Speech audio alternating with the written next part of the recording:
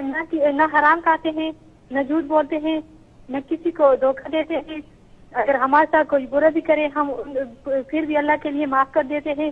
لیکن پھر بھی ہمارے گھر میں حالات ٹھیک نہیں ہے، گھر میں بیماریاں ہیں. جو لوگ حلال اور حرام کی تمیز نہیں کرتے وہ روز بروز ترقی کرتے ہیں. تو اس کے بارے میں پوچھنا تھا. ٹھیک ہے، میں انشاءاللہ اس کے حرام کھاتے ہیں، نہ جھوٹ بولتے ہیں، اگر کوئی زیادتی کرے اسے معاف بھی کر دیتے ہیں، پھر بھی گھر کے حالات خراب ہیں. اور بعض لوگوں کو دیکھا ہے کہ حرام کھاتے ہیں، سب کچھ کرتے ہیں، پھر بھی ترقی کرتے چلے جا رہے ہیں. کیا وجہ ہے؟ بہن پہلی بات تو یہ کہ یہ بتائیے آپ نے جھوٹ چھوڑا، آپ حرام نہیں کھاتے، آپ نے درگزر کیا اس لیے تاکہ دنیاوی ترقی ہو جائے، تاکہ مال و متاع مل جائے؟ اگر اس لیے کیا ہے تو پھر آپ نے اللہ کی رضا کے لیے نہیں کیا، یہ پھر رضا الہی کے لیے کوئی عبادت نہیں ہے، تو بزنس ہے کہ آپ نے ایک طریقے سے انویسٹمنٹ کر دی، معاف کرنے کی انویسٹمنٹ، جھوٹ نہ بولنے کی انویسٹمنٹ، حرام سے بچنے کی انویسٹمنٹ، اور آپ متوقع ہو گئے اب آئے پروفٹ، تو پھر تو یہ بزنس ہوا، کوئی اس کا فائدہ نہیں ہے. اگر آپ نے اللہ تبارک و تعالیٰ کی رضا کے لیے کیا تو اللہ تعالیٰ کا کہیں یہ وعدہ نہیں ہے کہ اگر تم میری رضا کی خاطر اچھے اعمال کرو گے میں تمہیں ہر مشکل سے آسانی دے دوں گا.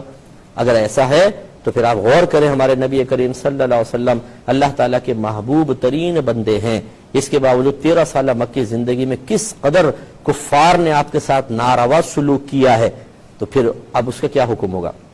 اور یاد رکھیں کہ اگر کوئی گناہوں کے ساتھ ترقی کر رہا ہے تو یہ اللہ کا انعام نہیں ہوتا، یہ غضب الہی کی علامت ہے کہ اللہ تعالیٰ جب کسی پہ غضبناک ہوتا ہے اس کی کوتاہیوں اور اس کی نافرمانیوں کے ساتھ اس کو اتنا دیتا ہے کہ وہ مطلب اتنا غافل ہو جاتا ہے، نہ توبہ کی طرف آتا ہے نہ وہ اپنے اعمال کی اصلاح کی طرف آتا ہے، اور ایسے اس کو موت آ جاتی ہے. تو یہ تو اللہ کے غضب کی علامت ہے. اس لیے میری پیاری بہن یہ بالکل نہ سوچئے کہ ہم گناہوں سے بچ رہے ہیں تو اس کا بدلہ دنیاوی مال و متاع کی شکل میں آنا چاہیے. نہیں، آپ اللہ کی بارگاہ میں بہت زیادہ مقبول ہیں، اسی لیے آپ پر بار بار آزمائشیں آ رہی ہیں.